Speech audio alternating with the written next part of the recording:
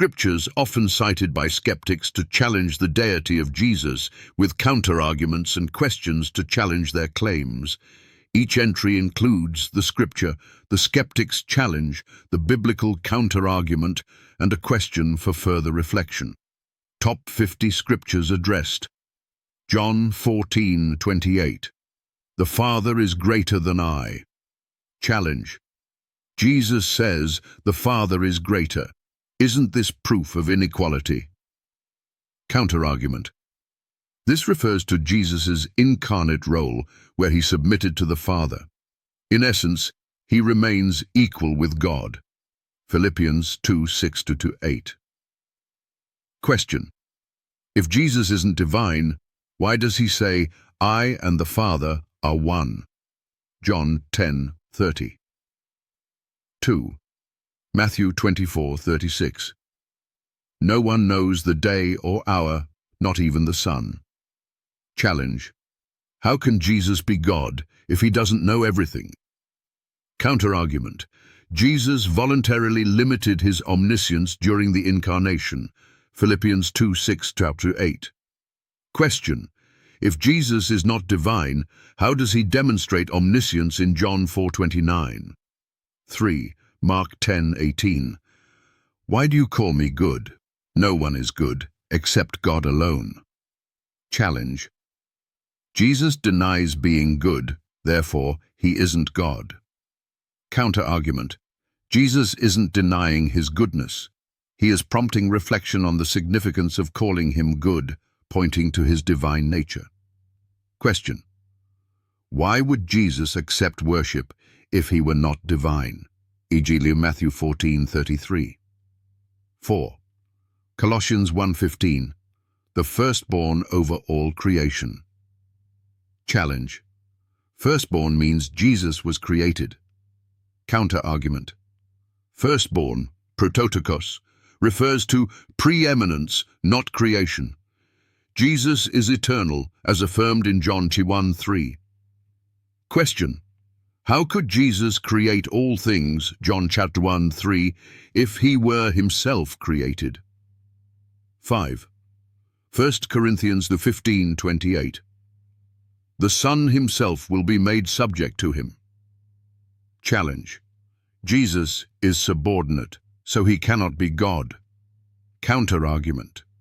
Subjection reflects Jesus' role in redemption, not inferiority of essence. Philippians 2:10-11. Question. How does subjection negate Jesus' equality with the Father? John 10:30. 6. Philippians 2:6-7. Did not consider equality with God something to be used to his own advantage. Challenge. Jesus gave up equality with God. Counter-argument. Jesus never ceased being God. He chose to humble himself in human form. Question. How does humbling himself negate his deity? 7. John 5:19. The Son can do nothing by himself. Challenge. Jesus admits he has no power. Counter-argument. This demonstrates the Son's unity and cooperation with the Father, not incapability. Question. If Jesus lacked power, how could he raise himself from the dead? John 2:19-21. 8. John 1:18. No one has ever seen God. Challenge. If no one has seen God, how can Jesus be God? Counter-argument. Jesus reveals God in his incarnate form. The Word became flesh. John 1:14. Question. How could Jesus declare, anyone who has seen me has seen the Father? John 14:9. 9. Deuteronomy 6:4. The Lord is one. Challenge. How can Jesus be God when God is one? Counter-argument. The Trinity affirms one God in three persons, not three gods. Question. Why does the plural form for God, Elohim, appear in Genesis chapter 1:26? Let us make man in our image. 10. Hebrews chapter 5:8. He learned obedience. Challenge. How can God learn anything? Counterargument. Jesus, in his humanity, experienced human growth and obedience without compromising his divine nature. Question. How does learning obedience in humanity negate divine omniscience? 11.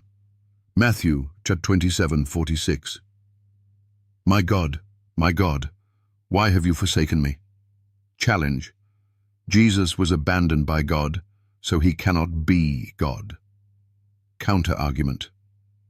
This reflects Jesus' fulfillment of Psalm 22, not a denial of his deity. Question. If Jesus wasn't divine, how could his death atone for sin? 12. Isaiah 9:6. Everlasting Father. Challenge. If Jesus is God, why is he called Father? Counter-argument. Everlasting Father is a title emphasizing Jesus' role as the eternal source of life. Question. How does this negate the Trinity, which recognizes distinct persons?